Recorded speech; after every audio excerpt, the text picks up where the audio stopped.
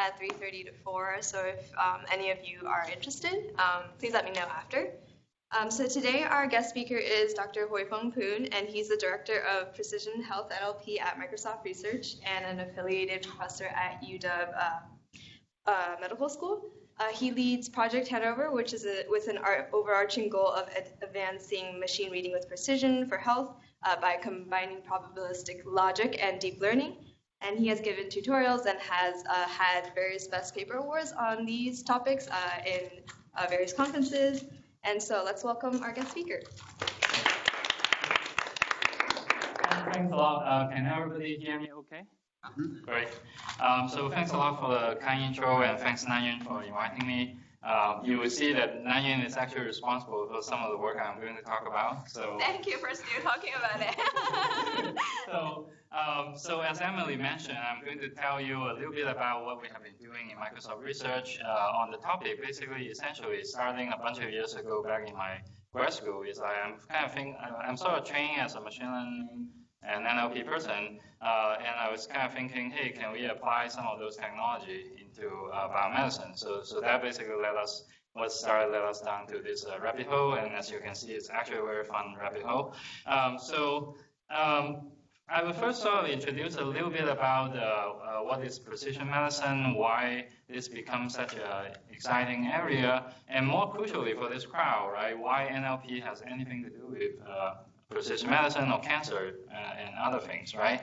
And in particular, one angle that we find is that there is actually a lot of opportunity for NLP to have impact here, in particular, something like machine reading or information extraction in general. But in this domain, actually, there has been a lot of actually really interesting sort of machine learning challenges that are oftentimes underexplored in kind of mainstream NLP. So I talk about sort of this new exciting frontier, like how do we do sort of like self-supervision to address the bottleneck of the lack of label examples, and also how do we innovate in the neural architectures and deep learning methods. And at the end, I will basically tell you a little bit about sort of some of the exciting North Star in the horizon, like how can we help structure all medical data, which can actually unleash a lot of great application that could potentially save life, cut costs, and make drug development sustainable. So many of you might have heard this term called precision medicine, right? So for example, President Obama has this precision medicine initiative. And why do people care about this? The short answer is that medicine today is actually very imprecise, right? So if you look at this graph, from one Nature paper, so a bunch of these are really sort of like the top drugs by gross sale in the US, right? And underneath each drug, you have a blue person that basically signify the patient who are given this drug and actually respond to it. So in the ideal world, you want everybody to be blue, right? Unfortunately, in the real world, most of them are red. Right, so most of the patients who get prescribed the drug actually doesn't respond to it. So that's a huge problem, right? So you basically wasting time, wasting the treatment opportunity. You kind of induce side effect for nothing, and so forth. It's a huge cost drain in the healthcare system as well. So you might ask, so doctors are actually really smart. Right? So how can they learn? So the short answer is they use really have that much good sort of feature in terms of predicting a priori, like which patient will respond to which drug, right? So let's take cancer as an example. So in the old days, we classify cancer by basically a few very coarse-grained features, right? So you look at where the tumor site is it in lung or brains and so forth. You take a biopsy, look at under the microscope, how does the cell look like.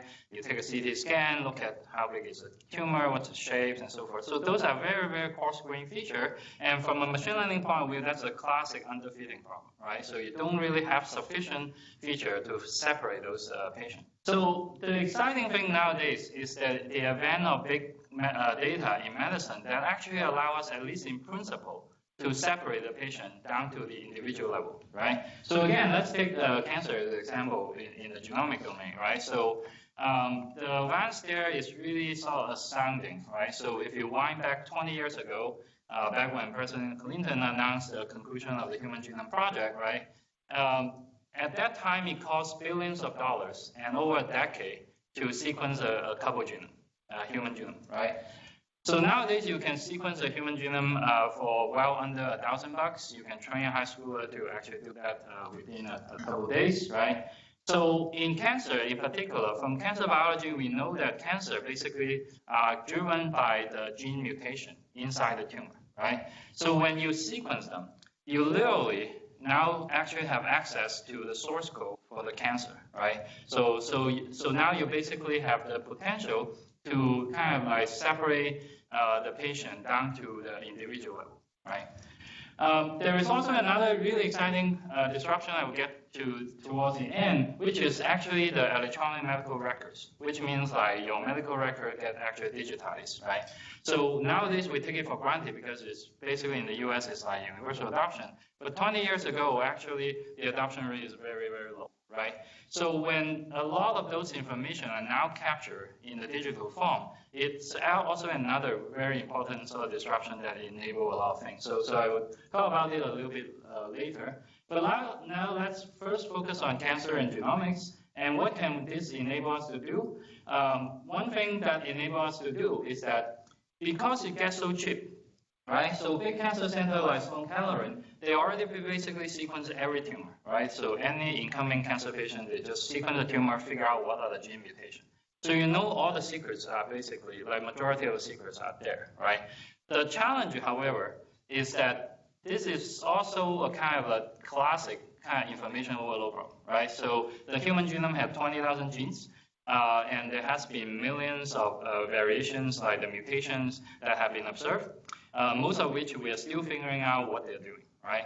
And now on the solution side, right, on the treatment side, we now have hundreds of drugs that are actually targeting specific mutation or actually reacting to specific mutation. So now you have this giant space, right? So from the input, if you think from like machine translation, right, you start with the gene mutation. You want to figure out what are the actionable drugs, right? So you have a huge dimension on the gene and the mutation side, and then you have also a large number of treatment, which actually is increasing also rapidly. And so now the bottleneck becomes how do we do this interpretation? You want to figure out what those genes are originally doing, what those mutations, are those mutations actually doing something? A lot of the mutation doesn't do anything, right? And most crucially, you want to figure out, hey, given a tumor having this mutation, what's the implication for the treatment, right? Does it make the tumor sensitive to a particular drug? Does it make it resistant to a particular drug, which is what causes relapse, right? So all those are kind of crucial questions. And nowadays, what do? We basically kind of have this kind of sort of manual divide and conquer called the molecular tumor board, right? So here's a patient, here's a 500 mutation, sort of like a war room like this. Let's say, let's collectively figure out how do we interpret those data and how do we treat the patient, right? So unfortunately, this is, as you can imagine, this is not very scalable, right? So US alone every year, there are close to 2 million new cancer patients. Worldwide is 17 million, right? And so Sloan-Kettering sequence now tens of thousands of patients a year. But the tumor board meet every week, like discuss a few cases. So you barely touch a fraction of those cases. So on one hand, you have this super powerful sequencing technology that basically give you the source code for the cancer. On the other hand, we don't have the capacity to interpret them, and so a lot of that just goes to waste, right? And you can argue, even if you have infinite number of oncologists, right, you just can't do this economically, right? It just don't scale.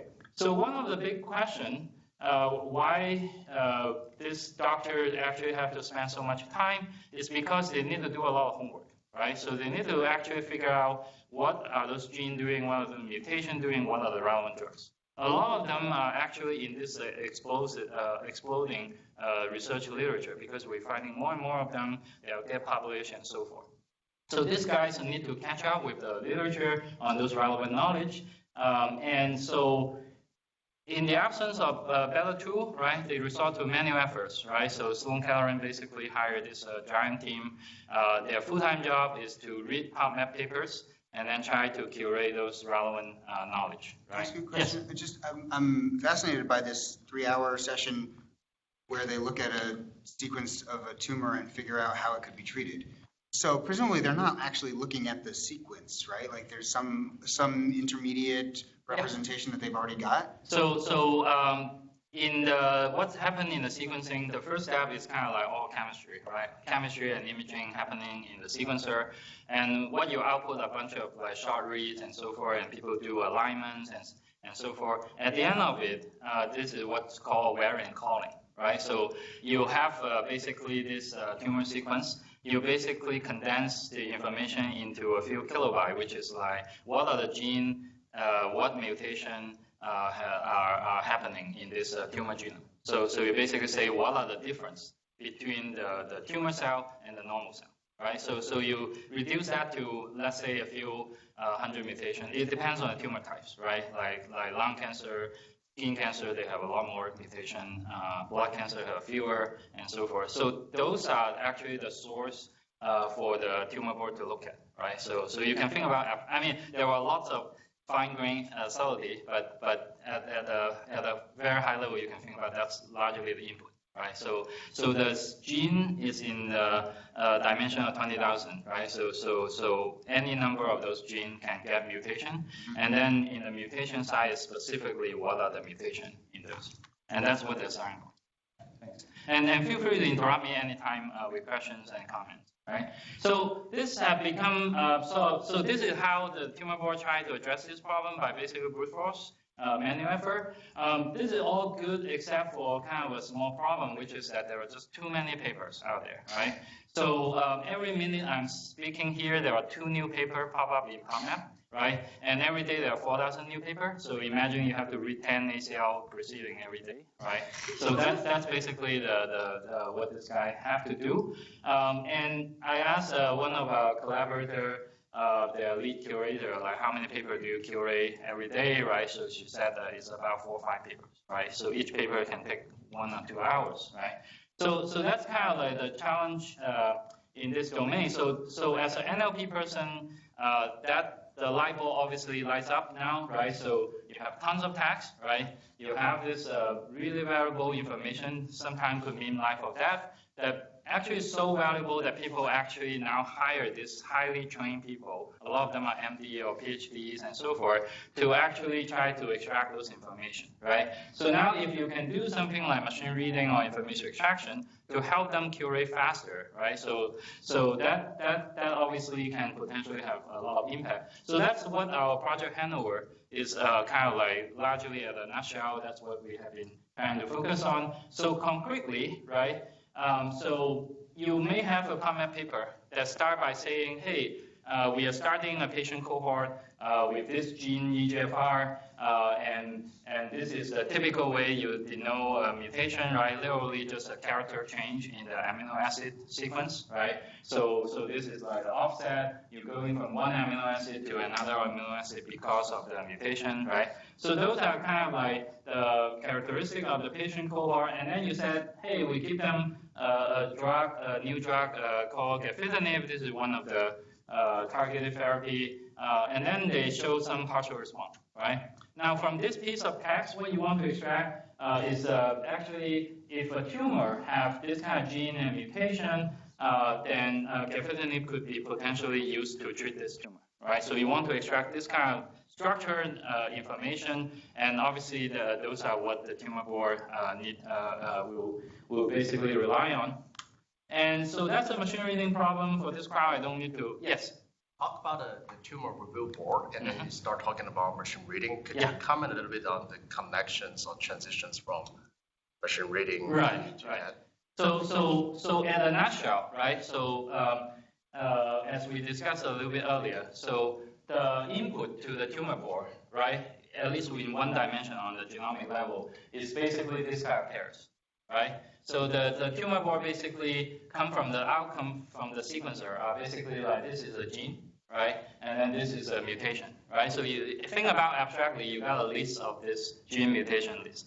And now your goal, abstractly, very high level, is to figure out what are the drugs that might be used to treat the patient, right?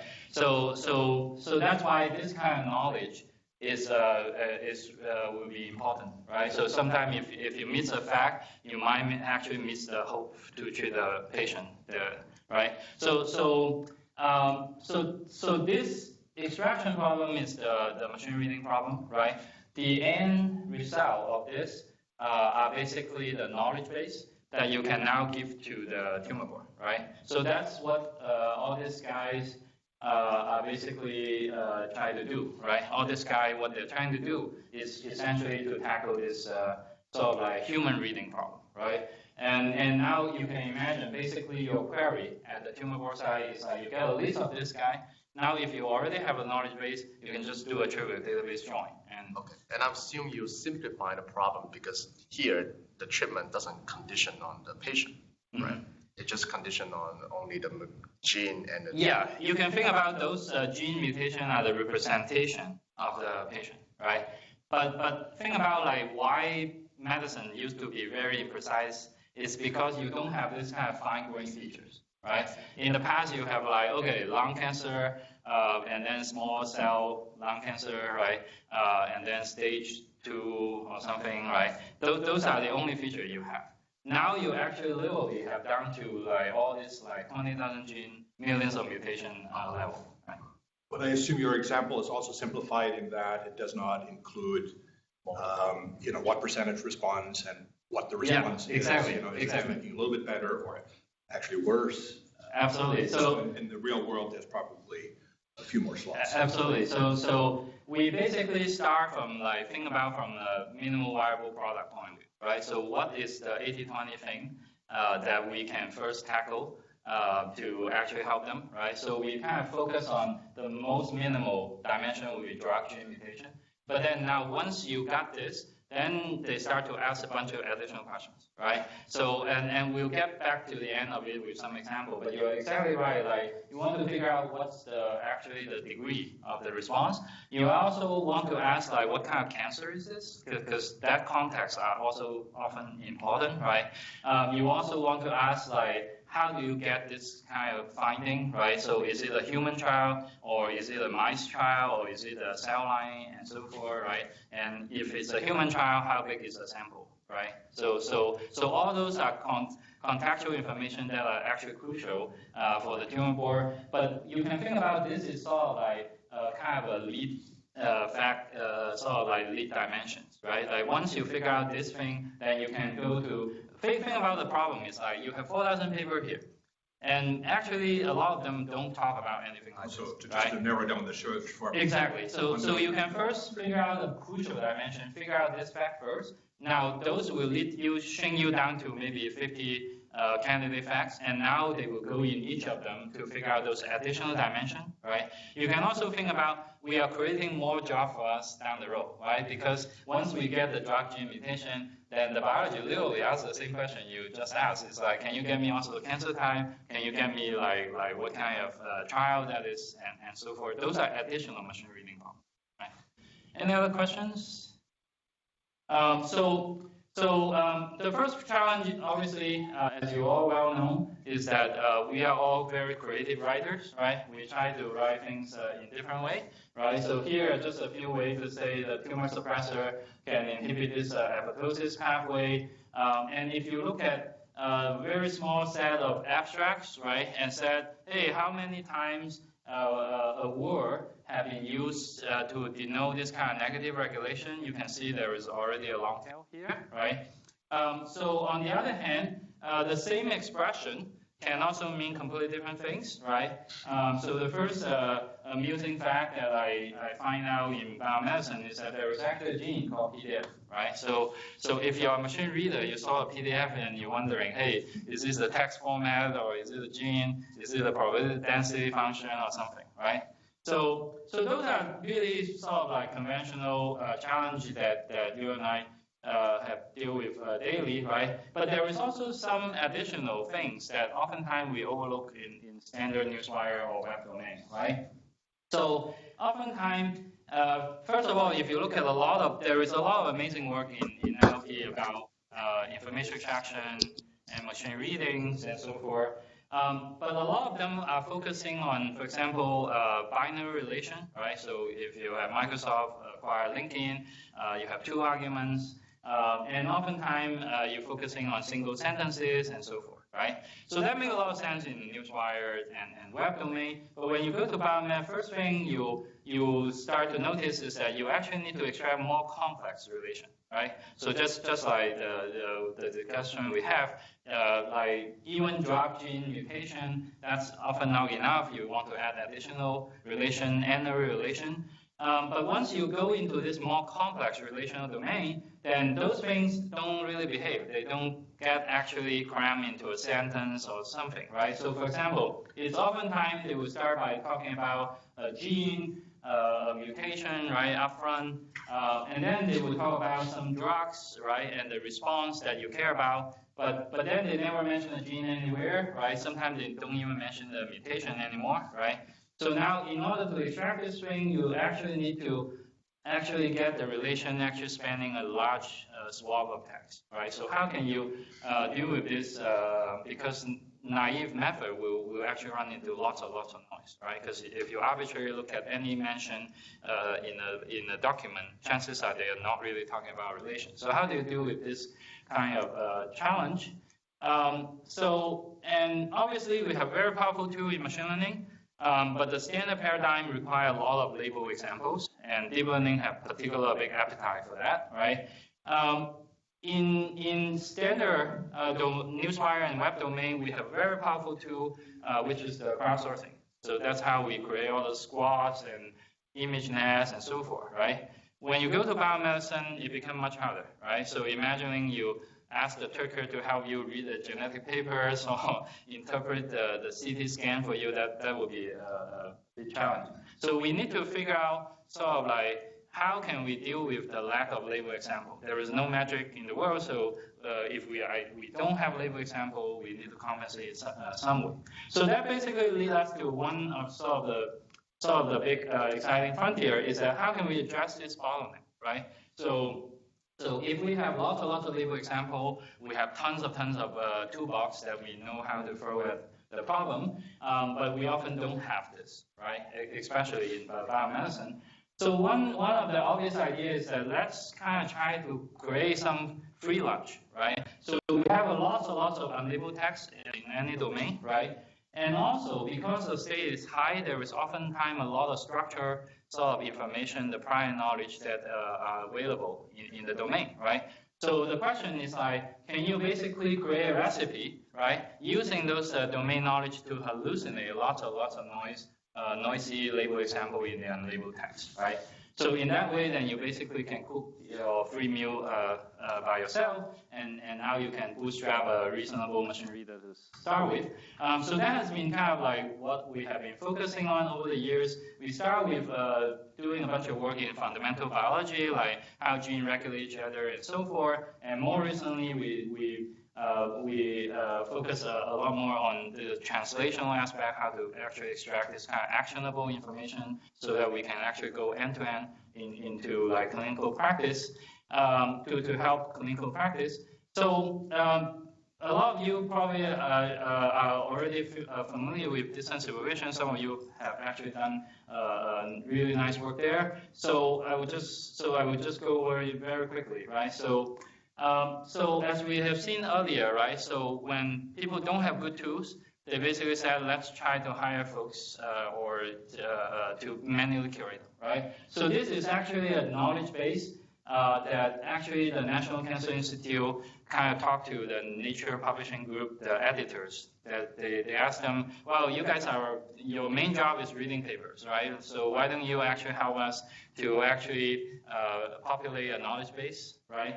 So they basically manually curated this very nice knowledge base. So you can think about each row is one piece of facts that, so for example, here is the p53 negative regulate BCL2s and so forth, right? Unfortunately, so the knowledge base is very high quality, but unfortunately after 2 years, the editor basically quit, right? It's too much work for them.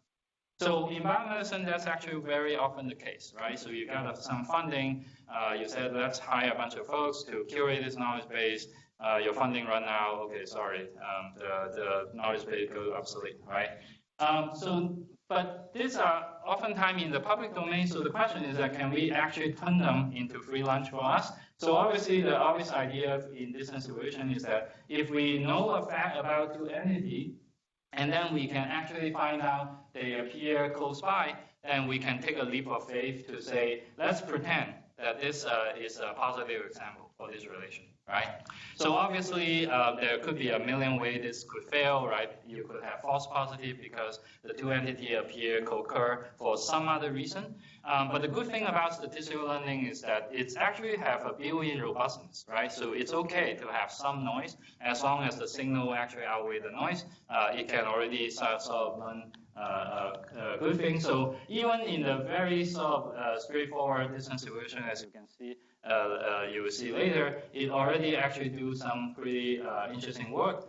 But moreover, we can actually also incorporate other type of knowledge to help denoise the false positives, right? And also inject additional kind of information. So for example, let's go back to our friend of PDF, right? So at the beginning, imagine for a second you're a machine reader, right? You have no idea those PDF, what they means, right? Are they a gene? Are they a text format, and so forth? So you have 4 uncertain decisions to make, right? But the first thing you know is that, well, this identical mention, they appear close by. So you can start to invoke like a reference. So this mention probably mean the same thing in this proximity, right? So obviously that's not foolproof, but it's okay as long as it's there is some high likelihood that it happened. The second piece of sort of generic sort of linguistic knowledge you can start to throw in is this kind of phenomenon like apposition, right? So if you're a good writer, you will first define an acronym before you actually start using it, right? So you have the peptide formulase followed by the parentheses of the acronym. So now you're actually fairly confident that these two expressions actually mean the same, right? And then the third piece of information, as I mentioned before, right, there are actually a lot of this kind of structural resources. So if you are curious about the human genes, there are actually resources where it give you all 20,000 gene, the canonical symbol like PDF, right, and also all the aliases like peptide deformulase. And when you think about it, peptide deformulase is actually a lot less ambiguous compared to PDF, because it's a longer string and it's actually unlikely to actually refer to some other things, right? So now when you combine all these 3 pieces of information, right, then all of a sudden you are now much more confident that the PDF here, all 4 PDF refer to the same thing, and plus they probably refer to the same thing as the peptide deformulase, and plus that peptide deformulase is very likely to be actually the alias of the PDF in this context, right? So when you combine all of that, you can suddenly conclude that PDF probably is a gene reference, right? Almost out of nothing. And also additionally, we talked about earlier, like think about having experts and imagining forcing them to annotate tens of thousands of examples for you. That's very hard to do, right? But you can always buy them a tea or coffee, right? And then say, let's spend 20 minutes, right? Think about the domain and tell me some of the regularity you've seen about the domains, right? That's always feasible. So again, a lot of these rules, just like all the previous free lunch there, because they're free, they are not often of the highest kind of quality, right? They may have noise, they may have exception, and so forth. But as long as they contribute more signal than noise here, we can potentially leverage them, right? So all these are kind of like canonical sort of paradigms for this kind of self-supervision. There are many other more that people can explore. And you can actually compactly represent them in some sort of logical formula to represent those patterns. The challenge for them is that none of that are actually completely true, right? So they have a lot of noise, and you have to deal with the uncertainty somehow. But that's exactly what something like probabilistic logic is kind of good at modeling, right? So fundamentally, what probabilistic logic does is that it basically introduces a graphical model for you, right? So imagining this, the first ZI is like, here's the first PDF mentioned, and I have a question whether that's a gene reference or not, right? And the Z2 is like the second PDF mentioned, and I have a question whether it's a gene mention or not, right? And now you can introduce a factor based on the co-reference. You said, well, because these two mention co-reference, so whether they are gene or not should agree upon each other, right? Because they refer to the same thing. So this could be the co-reference factor. You could have other factors as well that capture things like distance supervision, data programming, and other type of joint inference, right? And none of this factor obviously are perfect foolproof, but what you can do is you can introduce a weight, right? To model it, in some sense, intuitively, the higher the weight, the more confidence you are about that sort of interdependency, right? So if the weight go to infinity, that means like this is a hard rule. You have to satisfy all the time, right? But oftentimes the weight would be small, but as long as you have a bunch of them that contribute signal to you, then you can actually using the graphical model to combine all those signals together into this joint probability distribution, right? So again, remember the ZI basically represent those latent labels, right? So if you know the first PDF is a gene, the second PDF is a gene, and so forth, if you have those labels, then you are actually all set, right? You can just do supervised learning, right? But the challenge here is that you don't have those labels, so these are latent variables. But what you can introduce are a bunch of this kind of like general knowledge, right? Either from the domain, from the self-supervision, from the joint inference, and so forth. And they will basically help you to constrain the distribution of the ZI. So at the beginning, I have no idea whether the first PDF mentioned is a gene or not. I have no idea whether the second is a gene or not. But because of all those like co-reference, positions, and so forth, and after you introduce all those, and suddenly the probability for this guy to be a gene, this guy to be a gene are much higher, right? So you can then throw basically your state-of-the-art probabilistic inference to this graphical model. Essentially think about it as a self-supervision graphical model, right? And what you get are all those marginals, right? So what you get are all those marginals for whether how likely the Z1 is a gene, how likely the Z2 is a gene. And now you basically treat them as probabilistic labels, and now you get back to your familiar territory, right? You can now train your supervised, essentially a supervised way. So this is basically what we introduced recently. We call it deep probabilistic logic. And the idea is like you have all those latent labels that you don't know, you wish you know, right? But you don't know. And then you can, using the prior knowledge, to come up with self-supervision, and then capture all of those in a probabilistic logic framework, which is very flexible and general to capture all kinds of self-supervision.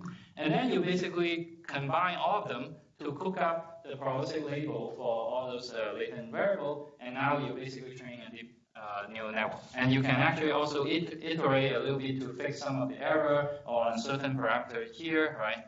Yeah. So the factors are hand built, right? You have a factor like is the same string. Mm-hmm. And in this vision, like are generally the factors that we're thinking of, think of these as like binary functions, right? Like is the same string or is not the same string, more or less? So the factor can be very general. So think about like anything you use in a factor graph, right? Like, and so factor graph is just a general way to represent a graphical model, right? So Bayesian network and Markov network are both special case of the factor graph. And the factor, whether they're binary or not, it depends on the problem domains and so forth. But you raise a very important point, which is that those prior knowledge, right?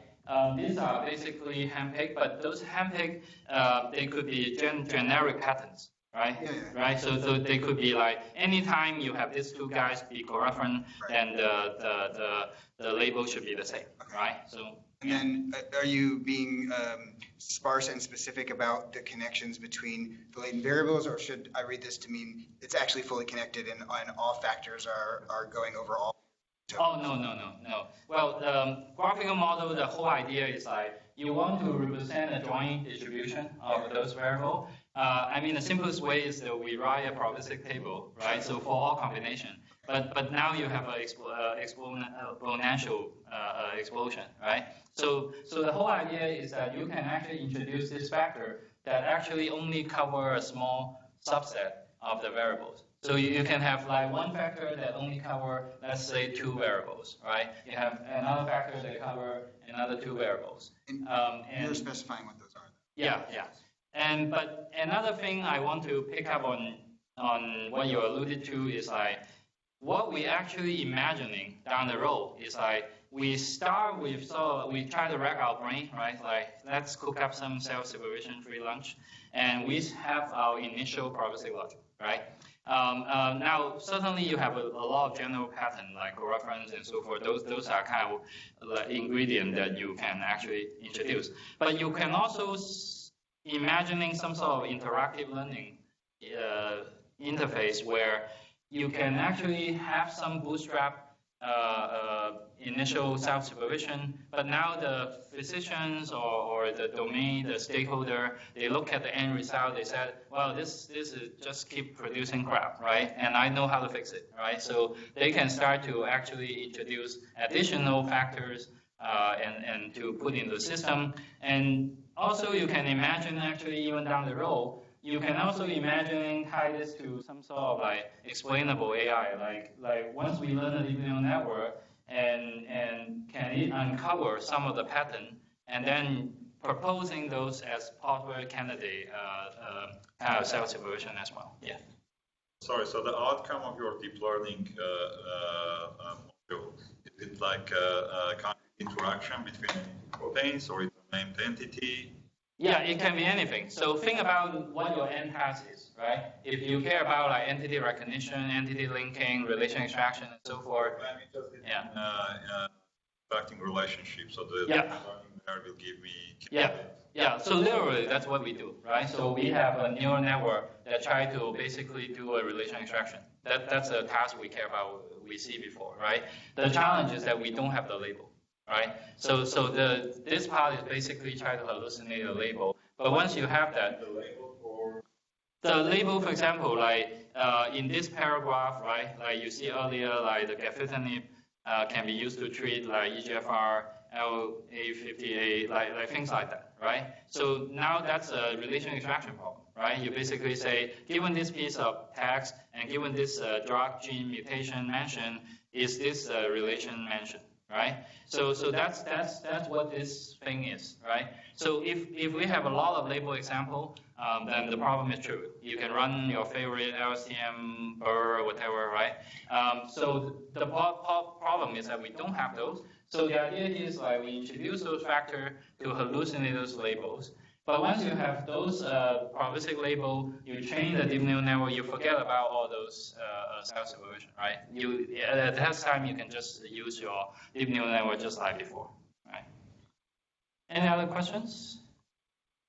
So far we talk about like how do we come up with supervision, but also actually because of the unique kind of characteristic in the domain, we can also think about how can we actually innovate upon the new architecture, right? So a few years ago when N-ary visiting us, she actually lead this project it's actually one of among the first to try to bring graph neural network into NLP application, right? So specifically, what we try to do is try to extend long structured memory into a graph structure, right?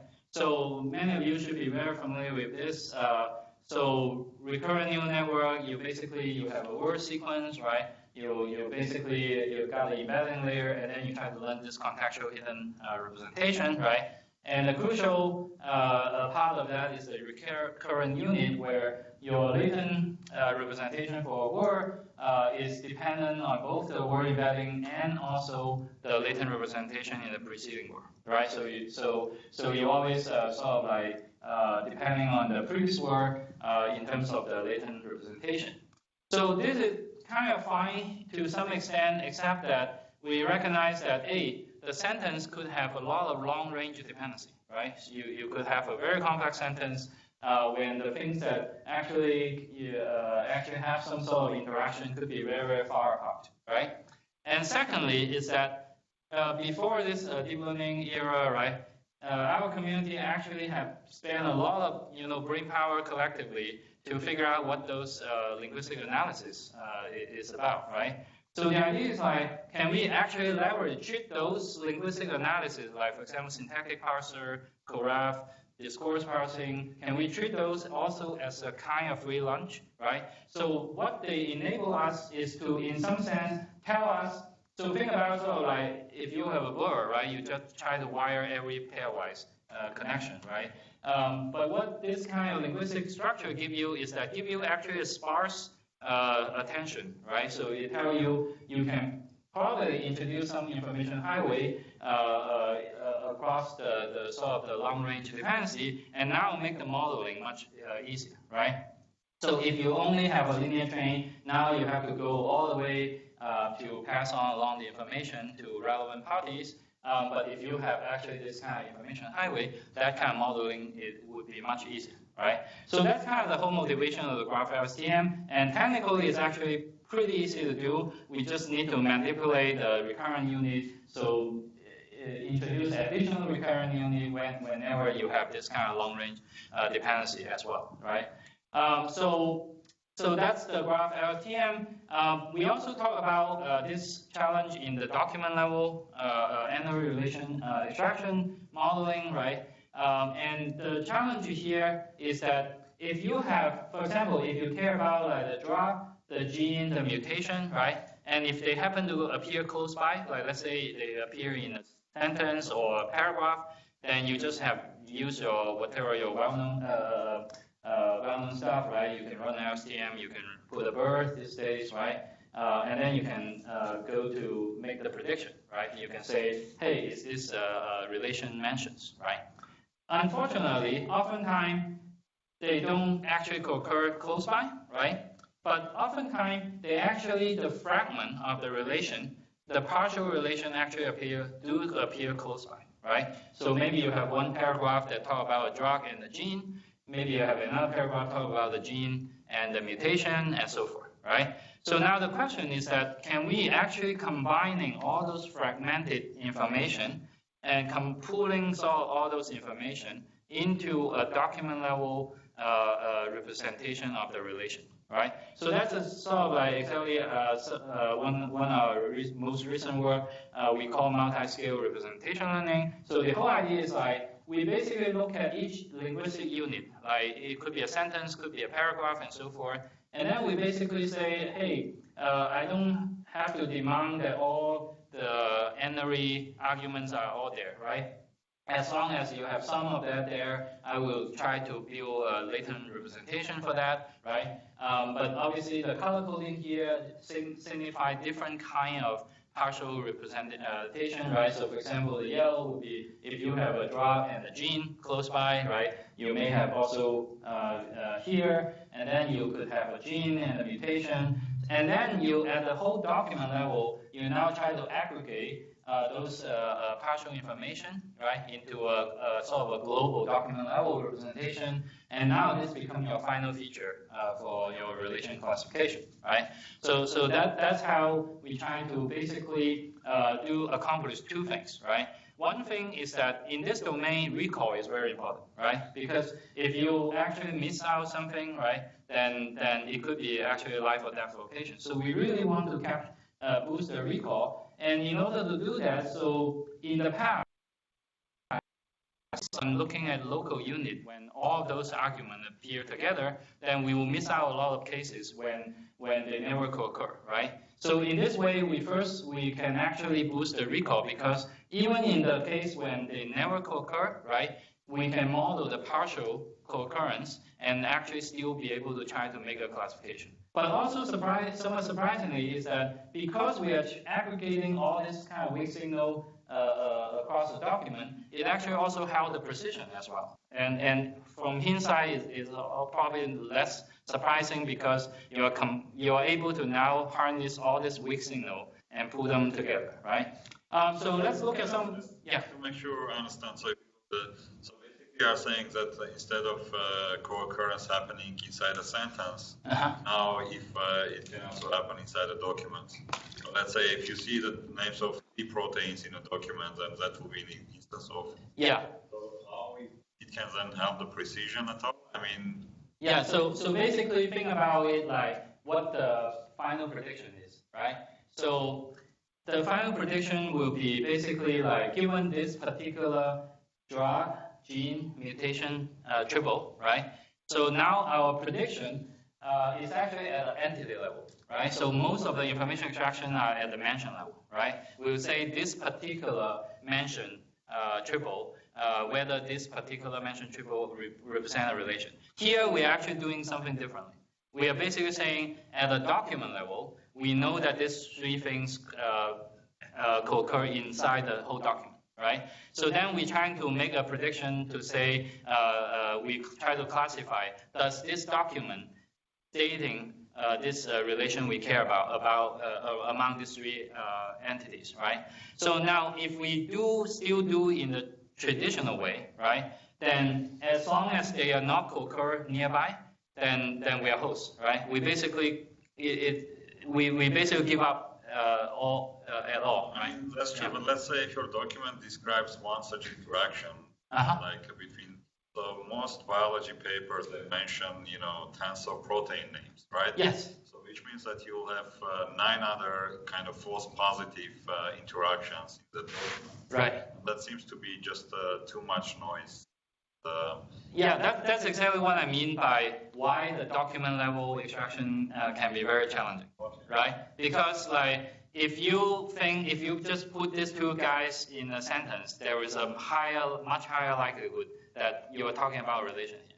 And why there has been relatively little work in the document level is exactly because the problem is very hard, right? So this is basically an attempt we are motivated originally from trying to improve the recall, right? Because we're trying to model this kind of partial representation. So now, even though they never occur, right, then we can still try to make a prediction, right?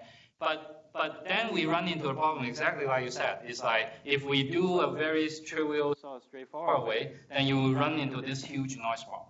So the idea of actually aggregating the multiscale and try to aggregating all this weak signal is exactly try to combat the noise problem. Yeah. I think to follow up on Aram's question is during the distance supervision phrase, do you label it as a traditional way by saying as long as these three things appear in one document, I will label it? I think the concern was on that. Will that hurt the? Exactly. Excellent point. Because there are actually two things, right? One thing is sort of like the bottom part of the deep probabilistic logic, right? The deep neural network. You want to basically make the representation learning robust so that you can tackle the noise, assuming the label have high quality. But then, because we don't have supervised labels, right? There is also a sort of another problem, which is like the supervision. Now, the distance supervision actually turns out that at the document level, it's actually the quality is actually higher, right? Because like if you say, so oftentimes remember the curator, they actually don't specify which paragraph or which sentence, right? They basically said this PMID has this fact about this drug gene mutation, right? So that's in fact that's the ground truth we are evaluating against, right? So at the document level, actually somewhat interestingly, the distance supervision signal is actually of a higher quality. You are more certain that signal is correct. Yeah. Does that make sense? I actually would have doubts about the document level distance supervision will have higher or lower. It's hard to say because you will have higher chance that the entities co-occur with each other in a document. So maybe let me put it this way. So think about how you evaluate things, right? So in traditional distance supervision, like let's say you have So what the curator will give you, right, is actually like the drug gene mutation, and they often will mention also the PMID. So that's the ground truth that they will give you, right? So first of all, at the evaluation level, you are much more certain about the document level label than actually individual. Also, you have pieces. PMID, I see. Yeah. So if you refer to that specific paper, then I think it's very high accuracy. Yeah, but I think you are pointing out very important distinction. So at the evaluation time, we are much sure about the document level, right? But at the distance supervision stage, you are totally right. It's not guaranteed because we ignore in the distance supervision, we ignore the PMID, right? Because we just say, if I know there is a relation for these three things, anytime it could occur in a paper, then I pretend that guy is topically relevant entities. So partially that part actually is an empirical question. But as you can see, actually, let me quickly get to the punchline. Is like even with all this caveat and noise and so forth, we actually can get a point of very high quality of annotation, right? So let me quickly run through some of this result, and then I will go to actually a real world example where we actually cross a significant milestone when our collaborator actually start using Hanover into the curation workflow. So in Nanyun's graph LSTM work, right? So we just use a simple distance supervision, but they already kind of show quite a bit of promise. And when we actually expand from single sentence to just a 3-sentence, we already actually get a lot more U, right? A lot more recall. And also what we find out is that if the graph structure is actually of high quality, then this kind of graph neural network actually can help quite a bit, right? And then in the deep probabilistic logic work, we show that, well, using this kind of probabilistic graphical model, we can denoise, in some sense, denoise the distance supervision, and then we can, not surprisingly, we can get a higher precision. Somewhat surprisingly is that we find out the recall actually is higher as well. And post hocly, we kind of speculate that it's because we kind of learn a better kind of decision boundary. So now actually we can actually get more of the kind of effects. And also, and finally, so this is a precision recall graph, right? So the higher the better. So this is the portion where you focus your extraction just within a sentence, right? So not surprisingly, you get a big cutoff in terms of recall. If you go beyond into a paragraph, obviously you get a big chunk, and then if you go actually all the way to the whole document, you get some additional boost, right? So this is by no means the end of the story we want to get here, right? But this is promising, yes. So all this with for N-ary relationship. Yeah, the ternary relation. Yeah. Actually, we tried the distance supervision. Nanyun might remember we had intern who worked on binary relationship. And it failed for whatever reason. So do you think that actually maybe having more entities in a relationship will help you with the quality of the data you bring in via distance supervision? It's possible. So the ironic thing sometimes is like in the real application is that you try to tackle a harder problem, you actually get more gain, right? So partially it's because for the reason that you mentioned is like they can mutually disambiguate, right? So I would say in general, it's probably more like an empirical question. It depends on the scenario and so forth. But that possibility definitely could occur. Yeah. And so also one of the reasons why we want to sort of introduce the deep probabilistic logic is that we want to actually have a much more flexible way to inject other type of knowledge, right? To help with distance supervision, because distance supervision, in some sense, you have no control about it, right? So it's like something so you want more control, then you can actually try to inject more knowledge. So let me quickly kind of wrap up. So again, when we think about all this, it's really just the first few baby steps, right? We actually have a very exciting potential to have impact in biomedicine. So first, let me sort of mention one quick thing, right? So you have heard a lot of AI automation, right? Like radiologists run out of jobs and so forth. When we actually work in biomedicine, we find out that medicine is actually very complicated, right? So even the most sophisticated AI algorithm can be actually super primitive in this domain, right? So we actually think that it's more productive if we think about how can we be sort of good foot soldiers for the medical folks rather than actually try to run end-to-end automation, right? So imagining, for example, like if you think about your whole curation effort, like you have 4,000 papers a day, right? Curating all those and to get the relation you care about, that's what we're representing by this mountain, right? What you can do is that actually a lot of those 4,000 paper, that giant haystack, right? A lot of that doesn't even remotely look like the needle that you're looking for, right? So even today, even the very cruel machine reader that trained by this super noisy self-supervision can actually be able to sort of like filter out a lot of those things that doesn't look like the needle, right? So that's what sort of at the bottom part. But this bottom part also happen to be the most time consuming for the human curator because they need to go through this 4,000 paper to find maybe 50 facts, right? So if you can reduce that 4,000 paper into 100 candidate facts, right, and then they pick out those 50 out of the 100, that will be a much easier task. Also, we actually keep finding additional caveats, right? Like so in this problem, we are trying to solve this classic sort of NLP problem to say, hey, does the text state this information? We basically pick the offer at their face value, right? But exactly as your question alluded to, like they will actually oftentimes we find out that they will reject some fact when the text actually look perfectly fine, right? But the reason they reject the fact is because some additional information they look at, they find out, okay, the evidence is not strong enough, or maybe it contradicts with some other things that we know is true and so forth. So that is kind of like the tip of the pyramid that we leave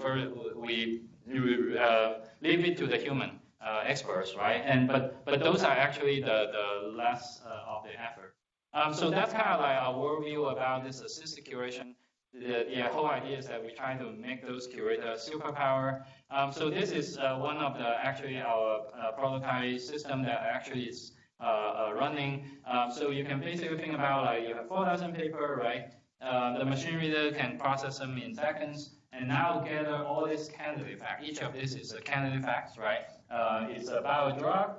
You need to do all this like entity linkings and so forth. But it's also you have a gene, you have a mutation. So some of these tasks are actually very complicated. So here, for example, it's talking about, hey, I want to study how we will get a resistance to this drug, right? So they basically cultivate a resistant cell line, and then they try to sequence the cell line, and they discover the cell line contains this mutation, and then they verify that this mutation is actually indeed a driver. It's an activating mutation. So it's actually, first time I saw some of this result, it's pretty amazing because all these are trained by self-supervision. We use 0 label example, right? It's actually able to get to a really good point. So we have been working with Jackson Lab. They are one of the pioneers in cancer genetics and very famous for raising xenograft mice, right? Basically, when you try to study tumor, you inject tumor to the mice. The mice are a bit sad, but it's good for human, right? And they're very famous for, this kind of cancer models. So they actually have a team to actually do this curation, right?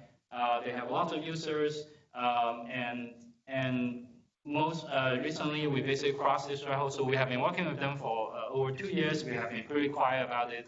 But recently we actually just crossed the threshold when they actually, like the machine reading get good enough that they start to incorporating this into their workflow because it's helping them. So here's one of my favorite things that really made my day is like we recently started doing some preliminary user study when we sort of like have a manual curation. That's how they do it in the past, right? So it's actually interesting to see how the sausage used to be cooked, right? So they're interested in a particular drug, right? So what they do, they go to PubMed, they put in the drug name, they put in cancer and mutation, so essentially do keyword search.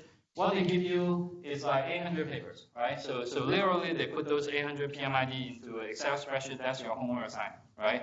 So they were basically find 2 facts in the past by manual curation. So in this user study, they basically look at Hanover. It was sort of like instantly basically narrowed that down to 43 of these candidate facts, right? And then each of the fact they basically can validate in a couple of minutes. So within basically around an hour, they were able to get like 22 facts for this trial. So that's a kind of very exciting sort of first step. But there were actually many really exciting things in the horizon, right? So we talk about the tumor board, but so far the tumor board where we are actually looking at the text being the PubMed papers, the publications, right? But that's really just the tip of the iceberg. There are tons of text in the electronic medical records, as we mentioned earlier, right? So what it can do is that it can give you a lot more information that actually you don't find them even in the papers, right? So think about how do you get a New England Journal of Medicine paper, right? You run a giant user clinical trial with thousands of patients, run for a couple of years, and you got sufficient statistics to put in a paper, right? But when you ask yourself, how many people actually participate in the trial, right? So in the US, only 3%, less than 3% of cancer patients participate in the trial. That means that you have those remaining 97% of patients, the information are actually in those EMR, but unfortunately right now they're just in silo. Nobody actually make a whole lot of use of them. So if we can actually using NLP to help actually structurize all those information, it could be changing substantially the game significantly. Let me just give you one quick example that's sort of showcase what you can potentially accomplish, right? So FDA basically approved 50 drugs every year, right? That hasn't changed in the past 50 years. But unfortunately, the average cost for one drug actually skyrocketed. So now, this is my favorite question I ask people, like how much does it cost in average to develop a drug, right? So this is the number, right? So the first time when I saw this, I thought this is a typo, right? So why is it so expensive is because some of the steps, you have to do this giant trial, right? You need to do like the median size, for example, for phase 3, it could be 3,000 people, right? And so that cost is just staggering, right? So the idea is like, if we now can harness the information in the EMR, we can potentially actually uncover some of those information that actually we used to have to recruit patients to actually get them, right? So for example, in a canonical randomized control trial, you have the case arm, which is kind of like when we write our papers, right? We have our method here, right? We have the prior state of the art, right? That's the same thing when they do clinical trial, right? You hope our method beat the prior state of the art, and then you got a paper, right? In this case, you got a new drug, right?